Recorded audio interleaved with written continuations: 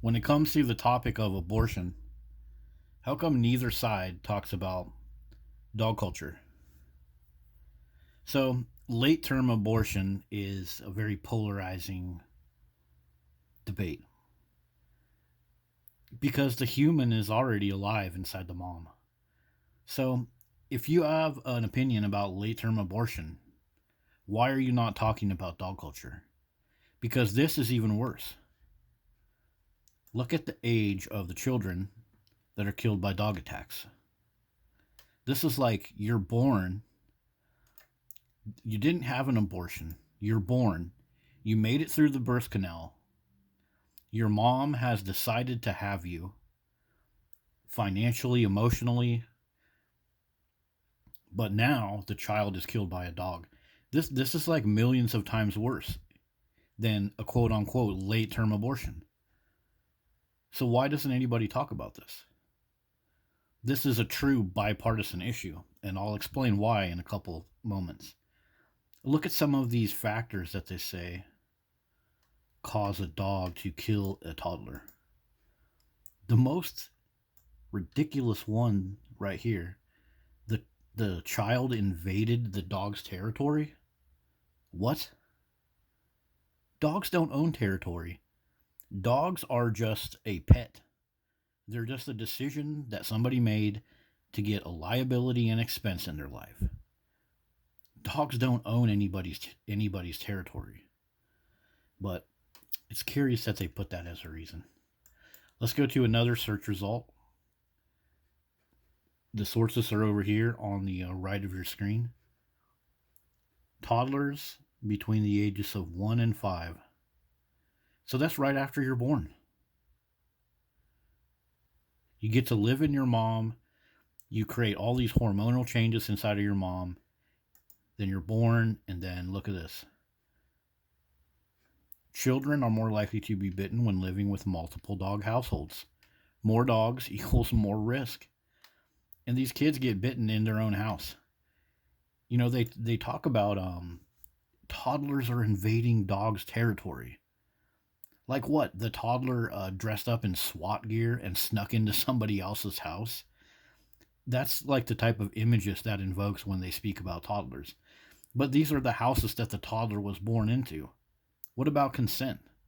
You know, did they go inside of the mom with a little clipboard and say, hey, when you're born, do you agree to give up all of your couch time and mom and dad time to a fanged predator beast? No. But they act like they act like the toddler made a decision to invade a dog's territory. If you really step back and look at this stuff is extremely sinister against children.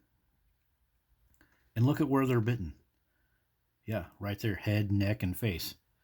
Which is why the organ donor market for children's organs seems to exist. I've looked this up before, and many of these children that get killed by dogs, their organs are donated. So, you know, who's getting these organs and who is making profit off of these organ donations? And it's not just little kids either. These organs can go to adults. But we'll leave that topic alone for now.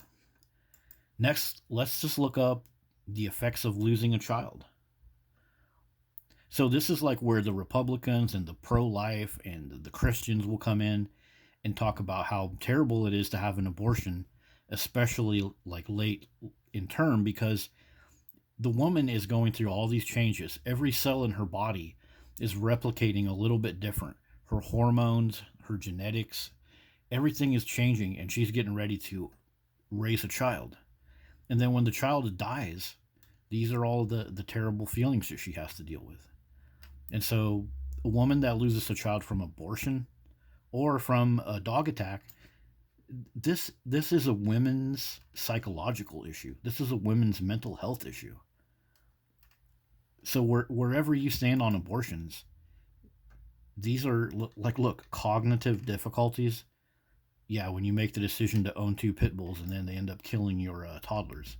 Yes, that is a story that has happened many times. So think about this. Think about this for a second. Say you're one of these people right here. So people like to brag about getting abortions. Like, the more that people, like, for example, Donald Trump, speak out against abortions, the more that these people will dig in like narcissists and get abortions, like, just on purpose. And then they'll go brag about it. I mean, they even have a hashtag to shout your abortion. So let's just say you're one of these pro abortion people, and then you're talking to like a Christian Republican person, and they're trying to tell you that abortions are bad. Okay, well, you could tell them, hey, how much money have you donated to pit bull pit bull rescues? That's what I'm talking about when I mentioned this being bipartisan. Either side, the pro abortion or the anti abortion people, can use this whole argument about dogs to make their point. Because, like I'm mentioning, so many people that are Christian, pro life, they want the child to be born and raised properly. They're the same people that are donating to pit bull rescues. They're the same people that are going on to their political campaigns talking about they're going to take care of these freaking animal abusers, and they're going to give more and more tax money to 501c3 dog rescue organizations. So it's just curious to me that nobody talks about this, because pro-abortion people and anti-abortion people, this is a perfect topic for you to bring up, because all of the bad effects of abortion, when it comes to the dog killing somebody's kid, they're even worse. So let's go to something else over here about late term abortions. So I'm just going to do a keyword search for language. So, according to this article from CNN, we're not supposed to call it a late term abortion. They don't like the language. The language. We're supposed to use the proper language. Well, okay, that's fine. How about we start using the proper language when it comes to dogs? Rottweilers and pit bulls up inside of little confined areas with women and kids, even police dogs that are in the care of a dog shelter. They attack women, they attack kids. But what do we call them? Fur babies, best friends, stress relief, blah, blah, blah. So, this whole thing about using the proper language, it's interesting that they don't use it when they're talking about dog culture, but they expect everybody to use it when they're talking about abortion. And yeah, women get dogs because they think it's going to solve their stress postpartum. But this little overview that I'm showing you right here, when you go to look up what kind of dog to get after pregnancy, they won't tell you this. This little part right here. It's important to consider the added responsibility of caring for a new pet alongside your baby. Yeah, no freaking kidding, stupid. But this just creates a vicious cycle. Because you get a dog thinking it's going to reduce your stress, and then that dog goes and kills somebody's baby. A mother that chose to have her baby, she chose not to get an abortion. And if you're listening to this video and your dog hasn't killed anybody, it doesn't matter.